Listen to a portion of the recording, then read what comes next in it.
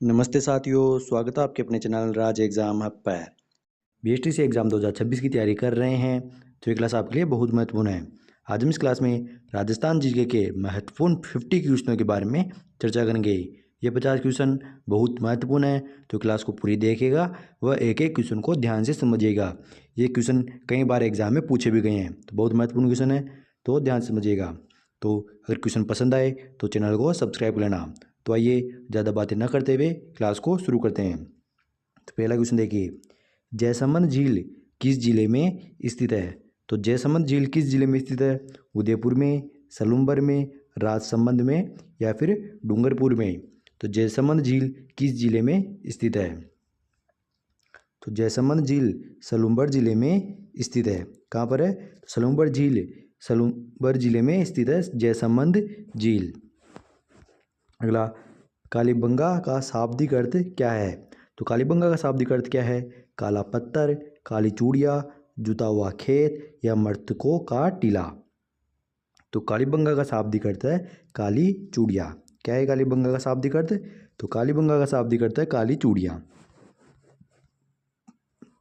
राजस्थान लोक सेवा आयोग, इसका राजस्थान लोक सेवा आयोग के प्रथम अध्यक्ष कौन थे? तो आरपीएससी के प्रथम अध्यक्ष कौन थे? एस.के. घोष, डी.एस. तिवारी, अमर सिंह राठौड़ या कांता भटनागर? तो राजस्थान लोक सेवा आयोग आरपीएससी के प्रथम अध्यक्ष कौन थे? तो SK. Ghosh. SK. Ghosh RPSC के प्रथम अध्यक्ष थे। अगला, चार बेत जो राजस्थान की प्रचलित लोक गायन शैली है, यह कहाँ की प्रसिद्ध है? तो चार बेत कहाँ की प्रसिद्ध है? जैसलमेर, बीकानेर, टोंक या फिर बांसवाड़ा? तो बताइए चार बेत कहाँ की प्रसिद्ध है? तो टोंक की। चार बेत टोंक के प्रसिद्ध है। अगला, घग्गर नदी का मैदान किन जिलों में विस्तृत है? घग्गर नदी का मैदान किन जिलों में विस्तृत है? हनुमानगढ़ बीकानेर, गंगानगर हनुमानगढ़, चूरू हनुमानगढ़ या फिर गंगानगर बीकानेर फलोदी में? तो कहाँ है घग्गर नदी का मैदान? तो जो घग्गर नदी है यह गंगानगर हनुमानगढ़ से बहती है। तो जो घग्गर नदी का मैदान है वह गंगानगर हनुमानगढ़ जिले में विस्तृत है। कौन से जिले में? तो घग्गर नदी का, किसका? घग्गर नदी का मैदान गंगानगर और हनुमानगढ़ जिलों में विस्तृत है। अगला, 1857 की क्रांति के समय कोटा रियासत के महाराव कौन थे? तो 1857 की क्रांति के समय कोटा रियासत के महाराव कौन थे? राम सिंह प्रथम, राम सिंह द्वितीय, उमेद सिंह या फिर मदन पाल? तो 1857 की क्रांति के समय कोटा रियासत के, कौन सी रियासत के? कोटा रियासत के महाराव थे राम सिंह द्वितीय। कौन थे? राम सिंह द्वितीय थे 1857 की क्रांति के समय कोटा के रियासत। अगला, कजली तीज या सातुड़ी तीज कहाँ की प्रसिद्ध है? जयपुर की, नाथद्वारा की, बूंदी की या फिर जोधपुर की? तो बताइए कजली तीज या सातुड़ी तीज कहाँ की प्रसिद्ध है? तो जो कजली तीज या सातुड़ी तीज है यह बूंदी की प्रसिद्ध है। कहाँ की प्रसिद्ध है? बूंदी की प्रसिद्ध है। अगला, राज्य मानवाधिकार आयोग की प्रथम अध्यक्ष कौन थी? कांता भटनागर, सुमित्रा सिंह, प्रभा राव या गिरिजा व्यास? तो राज्य मानवाधिकार आयोग की प्रथम अध्यक्ष कौन थी? तो कांता भटनागर। कौन थी? कांता भटनागर राज्य मानवाधिकार आयोग की प्रथम अध्यक्ष थी। अगला, भूगर्भिक संरचना अर्थात बाप बोल्डर बेड किस जिले में स्थित है? तो ये बाप बोल्डर बेड किस जिले में स्थित है? जोधपुर में, जोधपुर ग्रामीण, बालोतरा या फलोदी? तो कहाँ पर है ये भूगर्भिक संरचना बाप बोल्डर? तो जो ये बाप बोल्डर हेड बेड है, बाप बोल्डर बेड, ये फलोदी जिले में विस्तृत है। अगला, जमुना दास छोटेलाल बक्साराम का संबंध किस चित्रकला शैली से है? अलवर शैली से, किशनगढ़ शैली से, देवगढ़ शैली से या फिर बीकानेर शैली से? तो ये जमुना दास, छोटेलाल और बक्साराम का संबंध किस चित्रकला शैली से है? तो याद रखना जमुना दास, छोटेलाल और बक्साराम ये संबंधित है अलवर शैली से। कौन शैली से? अलवर शैली से संबंधित है तीनों। मत्स्य संघ का राज प्रमुख, तो मत्स्य संघ का राज प्रमुख किसे नियुक्त किया गया था? तेज सिंह को, उदयभान सिंह को, ब्रजेंद्र सिंह को या फिर गणेश पाल को? तो बताइए मत्स्य संघ का राज प्रमुख किसे नियुक्त किया गया था? तो उदयभान सिंह को। उदयभान सिंह को मत्स्य संघ का राज प्रमुख नियुक्त किया गया था। याद रखना, उदयभान सिंह मत्स्य संघ के राज प्रमुख थे। चंबल बेसिन की मुख्य स्थलाकृतियाँ की विशेषता क्या है? तो चंबल बेसिन की मुख्य स्थलाकृतियों विशेषता क्या है? बालू का स्तूप, छप्पन का मैदान, उत्खात भूमि या फिर बोराट का पठार। तो चंबल बेसिन चंबल बेसिन की जो मुख्य स्थलाकृतियाँ है वह विशेषता है उत्खात भूमि। कौन सी विशेषता है? उत्खात भूमि। तो ऑप्शन नंबर सी इसका सही जवाब हो जाएगा। मुहनोत नैणसीरी ख्यात के रचयिता मुहनोत नैणसी किस शासक के दरबारी विद्वान थे? तो जो मुहनोत नैणसीरी ख्यात है इसकी रचयिता है मुहनोत नैणसी, और ये किस शासक के दरबारी विद्वान थे? राव चंद्रसेन के, महाराजा जसवंत सिंह प्रथम के, राव जोधा के या फिर महाराजा अजीत सिंह के? तो बताइए मुहनोत नैणसी किस दरबारी के विद्वान थे? तो बताइए मुहनोत नैणसी किस शासक के दरबारी विद्वान थे जिन्होंने मुहनोत नैणसीरी ख्यात की रचना की? तो मुहनोत नैणसी यह महाराजा जसवंत सिंह प्रथम किसके? महाराजा जसवंत सिंह प्रथम के दरबारी विद्वान थे। अगला, राजस्थान में पहली बार राष्ट्रपति शासन कब लागू हुआ? अनुच्छेद 356 जिसके तहत राष्ट्रपति शासन राजस्थान में पहली बार कब लागू हुआ था? 1967 में, 1977 में, 1980 में या 1992 में? तो राजस्थान में पहली बार राष्ट्रपति शासन 1967 में लगा था। कब लगा था? 1967 में। और राजस्थान में अब तक कितनी बार राष्ट्रपति शासन लगाया जा चुका है? आप ये कमेंट करके बताना। एक बार इससे पहले वाली क्लास में भी मैंने आपको पूछा था कि राजस्थान में कितनी बार राष्ट्रपति शासन लगाया जा चुका है। अगर आपको पता है तो कमेंट करके ज़रूर बताना, वरना मैं अगली क्लास में उसका जवाब बता दूंगा। वैसे मैंने एक बार पहले वाली क्लास में इसके बारे में बताया हुआ है। झामर कोटड़ा की खानें किस खनिज के लिए विश्व प्रसिद्ध है? तो जो झामर कोटड़ा की खानें हैं यह किस खनिज के लिए विश्व प्रसिद्ध है? सीसा जस्ता, रॉक फॉस्फेट, टंगस्टन या मैंगनीज? तो बताइए झामर कोटड़ा की खानें किस खनिज के लिए विश्व प्रसिद्ध है? तो रॉक फॉस्फेट के लिए। रॉक फॉस्फेट के लिए झामर कोटड़ा की खानें विश्व प्रसिद्ध है। अगला, चेतावनी राग चुंगट्या नामक 13 सोरठे लिखकर मेवाड़ महाराणा फतेह सिंह को दिल्ली दरबार में जाने से किसने रोका था? बता दें चेतावनी राग चुंगट्या किसकी रचना है? प्रताप सिंह बारहट की, केसर सिंह बारहट की, जोरावर सिंह बारहट की या सागरमल गोपा की? तो वो थे केसर सिंह बारहट। केसर सिंह बारहट ने ना चेतावनी राग चुंगट्या नामक 13 सोरठे लिखकर मेवाड़ महाराणा फतेह सिंह को दिल्ली दरबार में जाने से रोका था। तो किसने? केसर सिंह बारहट ने। जयपुर के हवा महल का वास्तुकार कौन था? तो जयपुर के हवा महल का वास्तुकार कौन था? विद्याधर भट्टाचार्य, लालचंद उस्ता, मंडन या फिर नाथा? तो जयपुर के हवा महल का वास्तुकार, तो जयपुर का हवा महल का निर्माण करवाया था प्रताप सिंह ने। सवाई प्रताप सिंह ने जयपुर के हवा महल का निर्माण करवाया था और हवा महल के वास्तुकार थे लालचंद उस्ता। कौन थे? तो हवा महल के वास्तुकार लालचंद उस्ता थे और निर्माण किसने करवाया था? सवाई प्रताप सिंह ने। लाठी सीरीज क्या है? तो लाठी सीरीज क्या है? भूमिगत जल पट्टी है, खनिज पट्टी है, अरावली की पर्वत श्रृंखला है या फिर बालू का स्तूपों का एक समूह है? तो बताइए लाठी सीरीज क्या है? तो लाठी सीरीज है भूमिगत जल पट्टी। भूमिगत जल पट्टी है वह लाठी सीरीज कहलाती है। कौन से क्षेत्र में है? तो जैसलमेर क्षेत्र में। बपंग वाद्य यंत्र के प्रसिद्ध वादक कौन माने जाते हैं? तो बपंग वादक कौन है? निम्नलिखित में से कौन बपंग वादक है और प्रसिद्ध वादक है? राम किशन सोलंकी, सादिक खां मांगणियार, जहूर खां मेवाती या पेपे खां? तो कौन है इनमें से बपंग वाद्य यंत्र के प्रसिद्ध वादक? तो बपंग वाद्य यंत्र के प्रसिद्ध वादक है वह है जहूर खां मेवाती। जहूर खां मेवाती बपंग वाद्य यंत्र के प्रसिद्ध वादक है ना, जहूर खां मेवाती। अगर आपको पूछ जाए कि जहूर खां मेवाती का संबंध है तो बपंग से। राजस्थान की पहली महिला उप मुख्यमंत्री कौन थी? वसुंधरा राजे, कमला बेनीवाल, सुमित्रा सिंह या फिर यशोदा देवी। तो कौन थी राजस्थान की पहली महिला उप मुख्यमंत्री? तो राजस्थान की पहली मुख्यमंत्री पूछे तो राजस्थान की प्रथम मुख्यमंत्री थी वसुंधरा राजे। लेकिन अगर पहली उप मुख्यमंत्री पूछे तो राजस्थान की पहली उप मुख्यमंत्री थी कमला बेनीवाल। कौन थी? कमला बेनीवाल।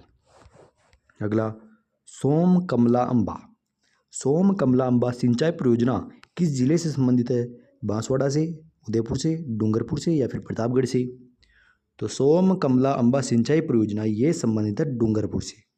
डूंगरपुर से संबंधित है ये। बिजोलिया किसान आंदोलन के प्रथम चरण का नेतृत्व किसने किया था? तो बिजोलिया किसान आंदोलन के प्रथम चरण का नेतृत्व किसने किया था?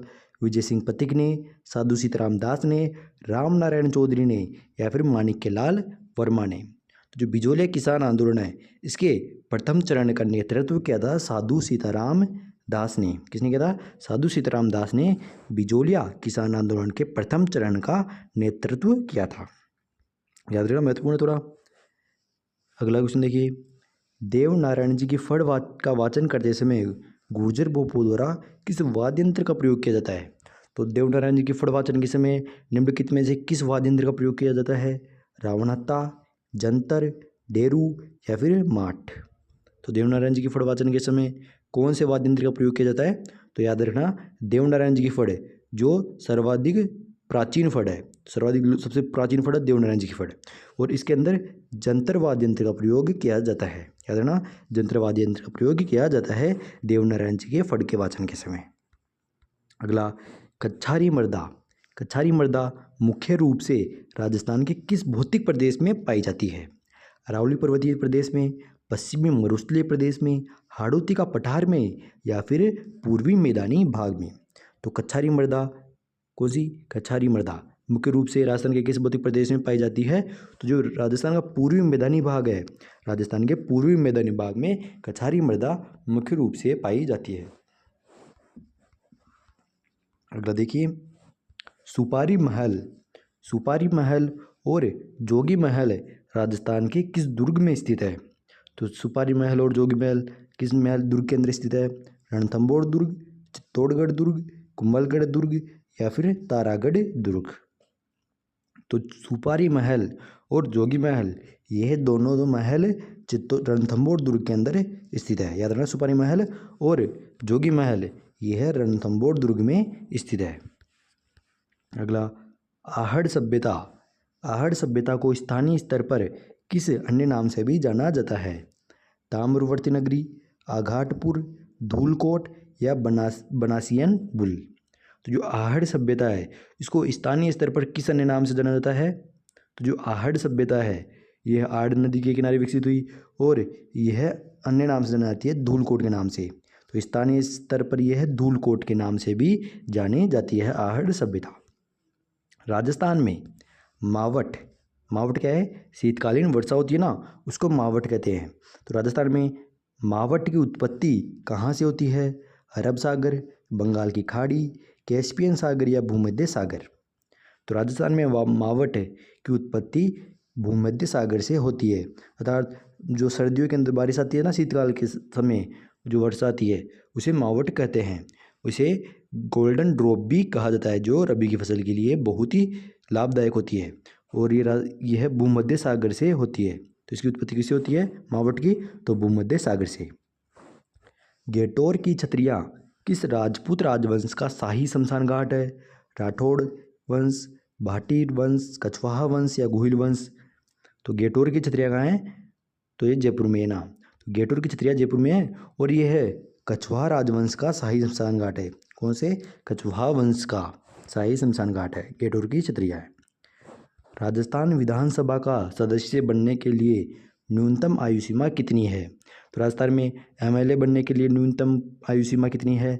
21 वर्ष, 25 वर्ष, 30 वर्ष या 35 वर्ष? तो राजस्थान में विधानसभा का सदस्य अर्थात एमएलए बनने के लिए न्यूनतम आयु है 25 वर्ष। 25 वर्ष है न्यूनतम आयु। टंगस्टन की सबसे बड़ी और प्रसिद्ध खान डेगाना किस जिले में स्थित है? तो जो टंगस्टन की सबसे बड़ी और प्रसिद्ध खान है ना डेगाना, तो डेगाना किस जिले में स्थित है और ये डेगाना है ना, ये राजस्थान में टंगस्टन की सबसे बड़ी और प्रसिद्ध खान है डेगाना। डीडवाना कुचामन में है, अजमेर में है, नागौर में है या फिर पाली में है। तो बताइए डेगाना किस जिले में स्थित है जो टंगस्टन की सबसे बड़ी और प्रसिद्ध खान है? तो डेगाना है नागौर जिले में। कौन से जिले में है? नागौर के अंदर स्थित है डेगाना। तो ऑप्शन नंबर सी। अगला, मारवाड़ के राठौड़ राजवंश का आदिपुरुष या संस्थापक किसे माना जाता है? तो मारवाड़ के राठौड़ राजवंश का आदिपुरुष या संस्थापक किसे माना जाता है? राव चुंडा को, राव सिहा को, राव जोधा को या राव मालदेव को? तो राव सिहा। राव सिहा मारवाड़ के राठौड़ राजवंश का आदिपुरुष या संस्थापक कहलाता है। कौन? राव सिहा। चोप। चोप नामक आभूषण शरीर के किस अंग पर पहना जाता है? दांत में, नाक में, गले में या फिर कान में? तो जो चोप है, चोप नामक आभूषण नाक में पहना जाता है। कहाँ पर पहना जाता है चोप? तो चोप पहना जाता है नाक में। अगर आपको चोप ना पूछकर चूप पूछे, क्या पूछे? चूप, तो चूप ये पहना जाता है दांत के अंदर। तो चूप तो दांत के अंदर पहना जाता है और चोप नाक में पहना जाता है। अगर आपको चूप पूछे तो दांत बताना और चोप पूछे तो नाक बताना है। तो चोप कहाँ पर? नाक में। अगला, अरावली पर्वतमाला की तीसरी सबसे ऊंची चोटी देलवाड़ा। तो देलवाड़ा की ऊंचाई कितनी है? अर्थात अरावली पर्वतमाला की जो तीसरी सबसे ऊंची चोटी है ना देलवाड़ा, इसकी ऊंचाई कितनी है? 1722, 1597, 1442 या फिर 1431? तो जो अरावली पर्वतमाला की तीसरी सबसे ऊंची चोटी है उसकी ऊंचाई है 1442। कितनी है? 1442 है अरावली पर्वतमाला की तीसरी सबसे ऊंची चोटी। कौन सी है? देलवाड़ा। तो याद रखना देलवाड़ा की ऊंचाई है 1442। और अगर सबसे ऊंची चोटी पूछे तो अरावली पर्वतमाला की सबसे ऊंची चोटी है गुरु शिखर, जिस गुरु शिखर की ऊंचाई है 1722 मीटर। और दूसरे नंबर की सबसे ऊंची चोटी पूछे तो दूसरे नंबर की सबसे ऊंची चोटी है शेर, उस शेर की ऊंचाई है 1597 मीटर। अगला, करणी माता। करणी माता के बचपन का नाम क्या था? रिद्धिबाई, पेमल दे, नेतल दे, केलम दे? तो बताइए करणी माता के बचपन का नाम क्या था? तो करणी माता के बचपन का नाम था रिद्धिबाई। क्या नाम था? रिद्धिबाई नाम था करणी माता के बचपन का नाम। अजमेर शहर की स्थापना किस चौहान शासक ने की थी? रणोराज ने, अजयराज ने, पृथ्वीराज तृतीय ने या विग्रहराज चतुर्थ ने? तो बताइए अजमेर शहर की स्थापना किस चौहान शासक ने की थी? तो अजयराज ने। अजयराज ने अजमेर शहर की स्थापना की थी। अगला क्वेश्चन देखिए, लूनी नदी का पानी कहाँ तक मीठा रहता है और उसके बाद खारा हो जाता है? तो लूनी नदी का पानी कहाँ तक मीठा रहता है और उसके बाद खारा हो जाता है? तो लूनी नदी का पानी बालोतरा तक तो मीठा रहता है और उसके बाद खारा हो जाता है। भील जनजाति की महिलाओं द्वारा घुटनों तक पहना जाने वाला घाघरा क्या कहलाता है? कटकी, पोमचा, ताराबात की ओढ़नी या कच्छावू? तो बताइए भील जनजाति की महिलाएं है उनके द्वारा जो घुटनों तक पहना जाने वाला घाघरा होता है ना वह कच्छावू कहलाता है। क्या कहलाता है? कच्छावू कहलाता है। वो कहाँ तक होता है? तो वो घाघरा घुटनों तक ही होता है। और कौन पहनता है? भील जनजाति की महिलाएं। क्या कहा जाता है उसको? कच्छावू। अगला, खस नामक सुगंधित घास मुख्य रूप से किन जिलों में पाई जाती है? उदयपुर, डूंगरपुर, बांसवाड़ा में, सवाईमाधोपुर, भरतपुर, टोंक में, बीकानेर, जैसलमेर, बाड़मेर में, कोटा, बूंदी या फिर झालावाड़ में? तो बताइए निम्नलिखित में से किन जिलों के अंदर खस नामक घास, सुगंधित घास मुख्य रूप से मिलती है और इस घास से ना इत्र बनाया जाता है? तो खस नामक घास है ना वह सवाईमाधोपुर, भरतपुर और टोंक में, सवाईमाधोपुर, भरतपुर और टोंक के अंदर खस नामक सुगंधित घास मुख्य रूप से मिलती है। अगला, बनी ठनी चित्रकला का संबंध किस शैली से है? तो बनी ठनी चित्रकला का संबंध किस शैली से है? किशनगढ़ शैली से, मेवाड़ शैली से, देवगढ़ शैली से या फिर अलवर शैली से? तो बताइए बनी ठनी चित्रकला का संबंध किस शैली से है? तो किशनगढ़ शैली से। किशनगढ़ शैली से संबंधित है बनी ठनी चित्रकला। अगला, नेजा से क्या तात्पर्य है? तो क्या है नेजा? रामदेव जी की पचरंगी ध्वजा है, एक लोक नृत्य है, तलवार का एक प्रकार है या फिर गले का आभूषण है? तो बताइए नेजा क्या है? तो नेजा है रामदेव जी की जो पचरंगी ध्वजा होती है, रामदेव जी की पचरंगी ध्वजा को नेजा कहा जाता है। याद रखना, नेजा क्या है? रामदेव जी की पचरंगी ध्वजा। अगला, राजस्थान में विंध्यन कगार भूमि किस प्रकार की चट्टानों से निर्मित होती है? तो राजस्थान में विंध्यन कगार भूमि किस प्रकार की चट्टानों से निर्मित होती है? ग्रेनाइट, बलुआ पत्थर, बेसाल्ट या क्वार्टज जाइट। तो राजस्थान में विंध्यन कगार भूमि किस प्रकार की चट्टानों से निर्मित होती है? तो याद रखना, बलुआ पत्थरों से। ऑप्शन नंबर 20 का सही जवाब हो जाएगा। अगला, पिछवाई। तो पिछवाई चित्रकला का मुख्य विषय क्या होता है? तो बताइए पिछवाई चित्रकला का मुख्य विषय क्या होता है? शिकार के दृश्य, रागमाला, श्री कृष्ण की लीलाएं या 12 मासा। तो क्या है पिछवाई चित्रकला का मुख्य विषय? तो ये पिछवाई चित्रकला है ना, यह नाथ द्वारा राज संबंध की प्रसिद्ध है। तो याद रखना, पिछवाई चित्रकला नाथ द्वारा राज संबंध की प्रसिद्ध है और इसकी मुख्य विषय क्या है? तो श्री कृष्ण की लीलाएं, श्री कृष्ण की बाल लीलाएं।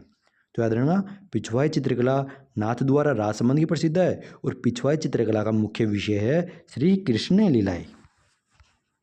राजस्थान में छप्पन का मैदान किस नदी बेसिन में स्थित है? तो राजस्थान में छप्पन का मैदान किस नदी बेसिन में स्थित है? चंबल, माही, बनास या फिर लूनी। तो बताइए राजस्थान में छप्पन का मैदान किस नदी बेसिन में स्थित है? तो राजस्थान में छप्पन का मैदान है ना, यह माही बेसिन में स्थित है। कौन सी बेसिन में? माही बेसिन में स्थित है छप्पन का मैदान। दादू दयाल, दादू दयाल जी की प्रमुख पीठ अर्थात गद्दी कहाँ स्थित है? नरेना या नारायणा, जयपुर, सलेमाबाद जयपुर, शाहपुरा या फिर कतरियासर। तो बताइए दादू दयाल जी की प्रमुख पीठ कहाँ स्थित है? दादू दयाल जी की प्रमुख पीठ है नरेना या फिर नारायणा जयपुर में। खडीन, खडीन कृषि राजस्थान के किस जिले में सर्वाधिक होती है? तो बताइए खडीन कृषि राजस्थान के किस जिले में सर्वाधिक की जाती है? बाड़मेर में, जोधपुर में, जैसलमेर में या फिर बीकानेर में। तो बताइए खडीन कृषि राजस्थान में किस जिले में सर्वाधिक होती है? तो खडीन कृषि राजस्थान में सर्वाधिक होती है जैसलमेर में। कहाँ पर होती है? जैसलमेर में सर्वाधिक खडीन कृषि की जाती है। अगला, बाणगंगा मेला किस तिथि को आयोजित होता है? तो जो बाणगंगा मेला है यह किस तिथि को आयोजित होता है? कौन सा मेला? बाणगंगा मेला। फाल्गुन पूर्णिमा को, कार्तिक पूर्णिमा को, वैशाख पूर्णिमा को या फिर चैत्र पूर्णिमा को। तो बाणगंगा मेला, जो बाणगंगा मेला है यह वैशाख पूर्णिमा को आयोजित होता है। कब होता है? तो बाणगंगा मेले का आयोजन वैशाख पूर्णिमा को होता है। अगला, पंचपदरा झील। कौन सी झील? पंचपदरा झील। ये पंचपदरा झील है यह किस जिले में स्थित है? तो बताइए पंचपदरा झील किस जिले में स्थित है? बाड़मेर में स्थित है, बालोतरा में स्थित है, जैसलमेर में स्थित है या फिर फलोदी में स्थित है। तो कहाँ पर है पंचपदरा झील? तो जो पंचपदरा झील है यह बालोतरा में स्थित है। याद रखना, पंचपदरा झील बालोतरा जिले के अंदर स्थित है। अगला है मेमंद आभूषण। तो जो मेमंद आभूषण है यह शरीर के किस अंग पर पहना जाता है? सिर पर, कमर पर, गले में या फिर पैर में। तो बताइए मेमंद आभूषण कहाँ पहना जाता है? तो जो मेमंद आभूषण है, मेमंद आभूषण पहना जाता है सिर के ऊपर। कहाँ पहना जाता है मेमंद आभूषण? तो मेमंद आभूषण शरीर में सिर पर पहना जाता है। किस भाग पर पहना जाता है? तो मेमंद आभूषण शरीर के सिर पर पहना जाता है। तो याद रखना मेमंद आभूषण सिर का आभूषण है। अलाउद्दीन खिलजी, अलाउद्दीन खिलजी ने चित्तौड़ पर आक्रमण किस वर्ष किया था? 1301 में, 1303 में, 1308 में या फिर 1311 में। तो बताइए अलाउद्दीन खिलजी ने चित्तौड़ पर आक्रमण किस समय किया था? तो अलाउद्दीन खिलजी ने 1303 में, कब? 1303 के अंदर चित्तौड़गढ़ दुर्ग पर आक्रमण किया था। कब किया था? 1303 में अलाउद्दीन खिलजी ने चित्तौड़ पर आक्रमण किया था। अब ये क्वेश्चन देखिए, बाबूजी की फड़ का वाचन करते समय भोपों द्वारा किस वाद्य यंत्र का प्रयोग किया जाता है? रावण हत्थे का, जंतर का, बपंग का या फिर अलगोजा का। तो बताइए पाबूजी का फड़ का वाचन करते समय किसकी, पाबूजी की फड़ का वाचन करते समय बोपो द्वारा किस वाद्य यंत्र का प्रयोग किया जाता है। और याद रखना जो ये पाबूजी की फड़ है कौन सी की, तो ये पाबूजी की फड़ है यह है सर्वाधिक लोकप्रिय फड़ है। अगर आपको सब पूछे कि राजस्थान में सबसे प्राचीन फड़ किसकी है तो सबसे प्राचीन फड़ तो देवनारायण जी की है। और सर्वाधिक लोकप्रिय फड़ पूछे तो सर्वाधिक लोकप्रिय फड़ है पाबूजी की। तो पाबूजी की फड़ का वाचन करते समय बोपो के द्वारा रावणहत्ता वाद्य यंत्र का प्रयोग किया जाता है। इसका रावणहत्ता वाद्य यंत्र का प्रयोग किया जाता है। तो आज की क्लास यही समाप्त होती है। आगे की चर्चा हम अगली क्लास में करेंगे। तब तक आप कमेंट करके ये बताना कि आपके 50 में से कितने क्वेश्चन सही हो रहे थे। और अगर आपने अभी तक हमारे यूट्यूब चैनल को सब्सक्राइब नहीं किया है तो सब्सक्राइब करना, वीडियो को लाइक कर देना और कमेंट करके अवश्य बताना। आगे की चर्चा अगली क्लास में करेंगे। तब तक के लिए धन्यवाद।